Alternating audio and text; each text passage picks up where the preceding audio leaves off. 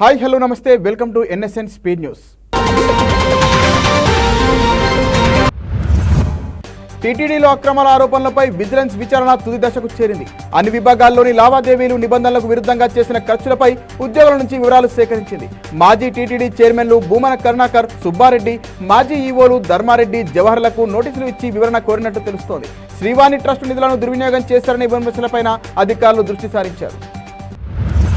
హైడ్రా కూల్చివేతలకు మద్దతు తెలుపుతూ BJP MP Raghunandan Rao సంచలన వ్యాఖ్యలు చేశారు. పార్టీలతో సంబంధం లేకుండా అక్రమ నిర్మాణాలను కూల్చేయాలని ప్రభుత్వానికి సూచించారు. పెద్దలను వదిలి పేదల కట్టడాలను కూలిస్తే సహించేది లేదని తేల్చి చెప్పారు. రికార్డుల ప్రకారం ఎంతటి వారినైనా వదిలిపెట్టకుండా హైడ్రా పారదర్శకంగా వ్యవహరించాలన్నారు. ఎవరైనా అడ్డొస్తే బుల్డోజర్ లెక్కించాలని రఘునందన్ వ్యాఖ్యానించారు.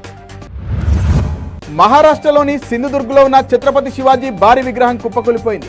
రాజ్కోటలో 30 అడుగుల ఎత్తున్న ఈ విగ్రహం అకస్మాత్తుగా కూలిపోయింది. దీనిని గతేడాది డిసెంబర్ 4న నౌకాదళ దినోత్సవం సందర్భంగా ప్రధానమంత్రి మోదీ ఆవిష్కరించారు. రాష్ట్రంలో గత 3 రోజుల నుంచి కురుస్తున్న వర్షాల కారణంగానే విగ్రహం కూలినట్లు భావిస్తున్నామని, అసలు కారణాన్ని నిపుణులు త్వరలోనే వెల్లడిస్తారని అధికారులు పేర్కొన్నారు. వైఎస్ఆర్సీపీకి వరుస షాకులు తగులుతున్నాయి. ఇప్పటికే కీలక నేతలంతా ఒక్కొక్కరుగా ఆ పార్టీని వీడుతుండగా తాజాగా ఆ జాబితాలో మరొకరు చేరారు. ఏలూరు నగరపాలక సంస్థ మేయర్ షేక్ నూర్జహాన్ వైఎస్ఆర్సీపీకి రాజీనామా చేశారు. సీఎం చంద్రబాబు సమక్షంలో ఇవాళ మేయర్ దంపతులు టీడీపీలో చేరనున్నారు. మేయర్ దంపతులతో పాటు పలువురు వైఎస్ఆర్సీపీ కార్పొరేటర్లు టీడీపీ కండువా కప్పుకోబోతున్నారు. మేయర్ కార్పొరేటర్ల చేరికతో ఏలూరు నగరపాలికపై టీడీపీ పట్టు సాధించనుంది. ఆంధ్రప్రదేశ్ రాష్ట్ర ప్రభుత్వం నిర్వహిస్తున్న అన్న క్యాంటీన్లకు విరాళం అందించేందుకు ప్రజలు, దాతలు వీరులుగా ముందుకొస్తున్నారు. సీఎం చంద్రబాబుని హైదరాబాద్లోని ఆయన నివాసంలో వ్యాపారవేత్త సెల్కాన్ సీఎండీ వై గురుస్వామి నాయుడు కలిసి 26.25 లక్షల రూపాయలను అన్న క్యాంటీన్లకు విరాళంగా అందించారు. ఈ నెల 31వ తేదీన తన జన్మదినం సందర్భంగా రాష్ట్ర వ్యాప్తంగా ఉన్న 100 అన్న క్యాంటీన్లలో భోజనం ఖర్చుకు ఆ మొత్తాన్ని ఖర్చు చేయాలని సీఎంను కోరారు. కోనోకార్పస్ మొక్కలు, చెట్లను అకారణంగా కొట్టేయడాన్ని అడ్డుకోవాలంటూ ఆంధ్రప్రదేశ్ హైకోర్టులో పిల్ దాఖలైంది. జనచైతన్య వేదిక రాష్ట్ర అధ్యక్షుడు వల్లంరెడ్డి లక్ష్మణ్ రెడ్డి, మరో 2 వ్యక్తులు ఈ పిటిషన్ను సమర్పించారు. కోనోకార్పస్ చెట్లతో మానవాళికి, పర్యావరణానికి ముప్పు ఉందని శాస్త్రీయంగా నిరూపితం కాలేదని పిటిషన్లో పేర్కొన్నారు. నాటడానికి అవి యోగ్యమైనవా కావా అనే విషయంపై శాస్త్రీయ అధ్యయనం చేసేందుకు నిపుణుల కమిటీని ఏర్పాటు చేయాలన్నారు. BRS working president KTR Hyderabad లో ఫ్లైఓవర్లు, కనెక్టింగ్ రోడ్లపై ట్వీట్ చేశారు. బీఆర్ఎస్ హయాంలోనే హైదరాబాద్ లో strategic road development programme Hyderabad మౌలిక సదుపాయాలను అభివృద్ధి చేయడానికి ప్రధాన చొరవ తీసుకున్నామని తెలిపారు. దీని కింద కేసీఆర్ ప్రభుత్వం 42 కొత్త ప్రాజెక్టులను ప్రారంభించిందని, అందులో 36 సక్సెస్ఫుల్ గా పూర్తి చేసిందని గుర్తు చేశారు. మిగిలిన ప్రాజెక్టులను కూడా 2024లో పూర్తి చేయాల్సి ఉండేనని అన్నారు. కానీ కాంగ్రెస్ ప్రభుత్వం అధికారంలోకి వచ్చిన తర్వాత కొనసాగుతున్న పనులన్నీ మందగించాయని వెల్లడించారు.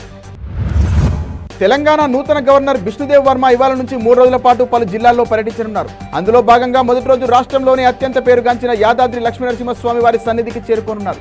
అనంతరం ఆలయ అర్చకులు గవర్నర్కు పూర్ణకుంభంతో ఆలయంలోకి ఘన స్వాగతం పలికారు. ఈ సందర్భంగా ఆయన యాదాద్రి ప్రధాన ఆలయంలో శ్రీ లక్ష్మీనరసింహస్వామికి ప్రత్యేక పూజలు నిర్వహించారు. పర్యటనలో భాగంగా ములుగు, జయశంకర్ భూపాలపల్లి జిల్లాలో ఇవాళ గవర్నర్ పర్యటించనున్నారు. తెలుగు రాష్ట్రాల్లో ఉత్తర బంగాళాఖాతంలో ఈ నెల 29వ తేదీన అల్పపీడనం ఏర్పడనుందని వాతావరణ శాఖ అధికారులు తెలిపింది. ఏపీ యానాంలో దిగువ ట్రోపో ఆవరణంలో నైరుతి దిశగా గాలులు వీస్తాయని అధికారులు పేర్కొన్నారు. దీని ప్రభావం తెలంగాణలో కూడా చూపనుందని పేర్కొన్నారు. రాబోయే 4 రోజుల పాటు భారీ వర్షాలు కురుస్తాయని వెల్లడించారు. 29, 30, 31వ తేదీల్లో కొన్ని చోట్ల భారీ నుంచి అతి భారీ వర్షాలు కురిసే అవకాశాలున్నాయని అధికారులు తెలిపారు. ఈ నేపథ్యంలో వాతావరణ శాఖ పలు జిల్లాలకు అలర్ట్ జారీ చేసింది. కర్ణాటక, మహారాష్ట్రలో కురుస్తున్న భారీ వర్షాల కారణంగా కృష్ణానదికి వరద వచ్చి చేరుతోంది. ముఖ్యంగా జూరాల ప్రాజెక్టుకు భారీ వరద వచ్చి చేరుతుండటంతో అప్రమత్తమైన అధికారులు 33 గేట్లు ఎత్తి నీటిని దిగువకు విడుదల చేస్తున్నారు. దీంతో శ్రీశైలం జలాశయానికి వరద పెరిగిపోయింది. ఇన్ఫ్లో 1,67,655 క్యూసెక్లు కాగా అవుట్ఫ్లో 68,998 క్యూసెక్కులుగా ఉంది. పూర్తిస్థాయి నీటి మట్టం 885 అడుగులు కాగా ప్రస్తుతం నీటి మట్టం 884 అడుగులు ఉంది. కుడి ఎడమ గట్టు జల విద్యుత్ కేంద్రాల్లో విద్యుత్ ఉత్పత్తి కొనసాగుతోంది. అయితే ఈ రోజు సాయంత్రానికి శ్రీశైలం జలాశయానికి మరింత వరద పెరిగితే గేట్లు ఎత్తే అవకాశం ఉంది. ఢిల్లీ లిక్కర్ పాలసీ కుంభకోణంలో అరెస్ట్ అయిన ఎమ్మెల్సీ కవిత ప్రస్తుతం తీహార్ జైల్లో ఉన్నారు. ఆమె బెయిల్ పిటిషన్పై ఇవాళ సుప్రీంకోర్టులో విచారణ జరగనుంది. ఆమె తరపున ప్రముఖ న్యాయవాది ముకుల్ రోహత్గి వాదనలు వినిపించనున్నారు. ఈసారి కవితకు బెయిల్ తప్పకుండా వస్తుందనే నమ్మకం బీఆర్ఎస్ నాయకత్వంలో ఉంది. దీంతో బీఆర్ఎస్ నేత అంతా ఢిల్లీ బాట పడుతున్నారు. ఈ క్రమంలో కేటీఆర్, హరీష్ రావుతో పాటు గంగుల కమలాకర్, వద్దిరాజు రవిచంద్ర ఢిల్లీ వెళ్లినట్లు పార్టీ వర్గాలు తెలిపాయి. బెయిల్పై కవిత విడుదల కాగానే ఆమెకు స్వాగతం పలికేందుకు మిగతా నాయకులు వెళ్లినట్లు తెలిసింది. రాష్ట్ర వ్యాప్తంగా లక్షల మంది ప్రజలకు విషజ్వరాల బారిన పడి బాధపడుతున్నారని మాజీ మంత్రి కేటీఆర్ ఆరోపించారు. వైద్య ఆరోగ్య ఉదాసీనతపై ఇవాళ ఆయన ట్విట్టర్ వేదికగా స్పందించారు.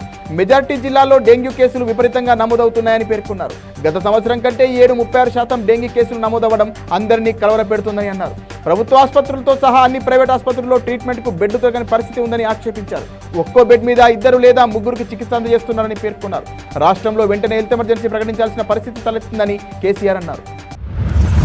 సీఎం రిలీఫ్ ఫండ్ చెక్కుల స్కామ్లో రాష్ట్రంలోని పలు జిల్లాల్లో ఉన్న 28 ప్రైవేట్ ఆసుపత్రులపై సిఐడి ఎఫ్ఐఆర్ నమోదు చేసింది. బోగస్ బిల్లులు, సంతకాల ఫోర్జరీతో కోట్ల మేర ప్రజాధనం దుర్వినియోగమైనట్లు రెవెన్యూ విభాగం దర్యాప్తులో తేలింది.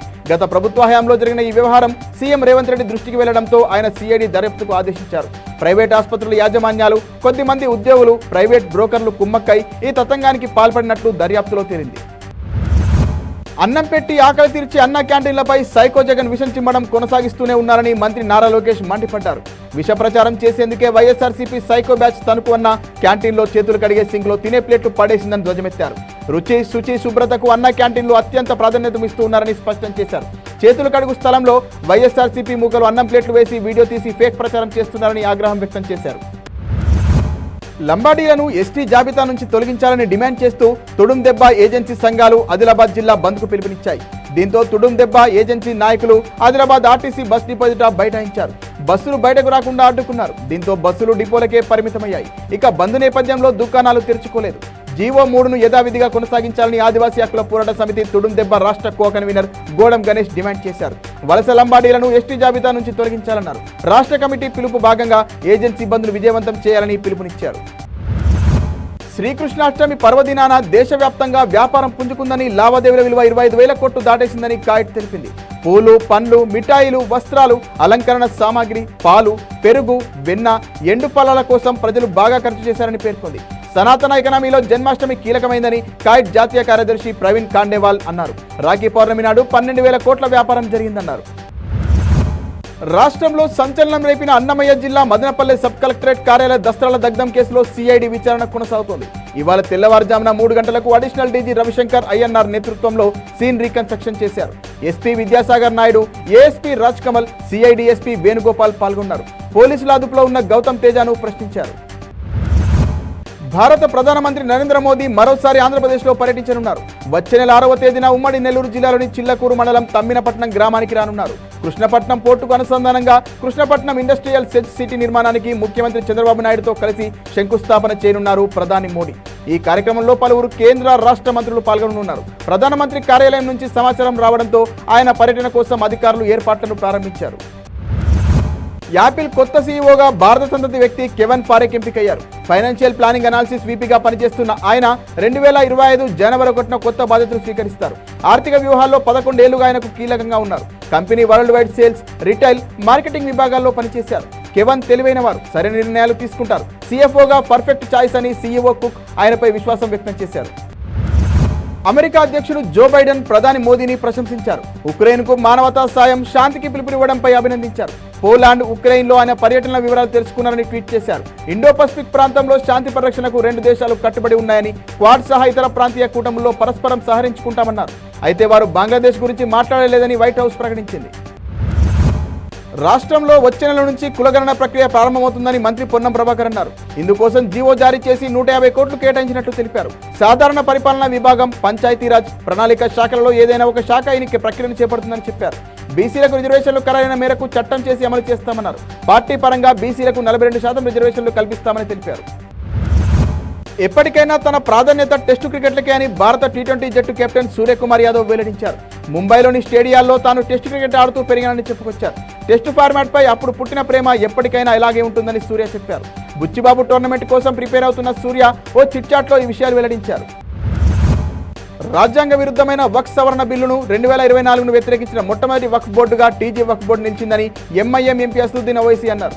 మద్దతుగా నిలిచినందుకు రాష్ట్ర ప్రభుత్వానికి ధన్యవాదాలు తెలిపారు. ఇటీవల కేంద్రంలోని బీజేపీ ప్రభుత్వం ప్రవేశపెట్టిన వక్ఫ్ బోర్డు సవరణ బిల్లును ఎంఐఎం వ్యతిరేకిస్తోంది. ఈ విషయంలోనే ఇవాళ హైదరాబాద్లోని తెలంగాణ వక్ఫ్ బోర్డు కార్యాలయంలో సమావేశం జరిగింది. వైసీపీ ప్రభుత్వ హయాంలో అక్రమార్కులు ఆక్రమించిన భూములను స్వచ్ఛందంగా తిరిగి సర్కారుకు అప్పగించాలని మంత్రి నారాయణ మాస్ వార్నింగ్ ఇచ్చారు. ఇవాళ ఆయన మీడియాతో మాట్లాడుతూ 5 ఏళ్ల వైసీపీ పాలనలో వ్యవస్థలన్నీ నిర్వీర్యమయ్యాయని అన్నారు. మాజీ సీఎం జగన్ ఇంటిని వదిలి బయటకు రాలేదని, దీంతో ఎమ్మెల్యేలు, మంత్రులు వాళ్ళ ఇష్టానుసారంగా వ్యవహరించారని ధ్వజమెత్తారు. ప్రభుత్వ స్థలాలు పార్కులు ఆక్రమణలకు వదిలిపెట్టకపోతే ఆంధ్రప్రదేశ్లో కూడా హైడ్రా తరహాలో ఓ సంస్థను ఏర్పాటు చేయాల్సి ఉంటుందని హెచ్చరించారు. మరిన్ని వార్తల సమాహారంతో రేపు మళ్ళీ కలుద్దాం. నమస్తే.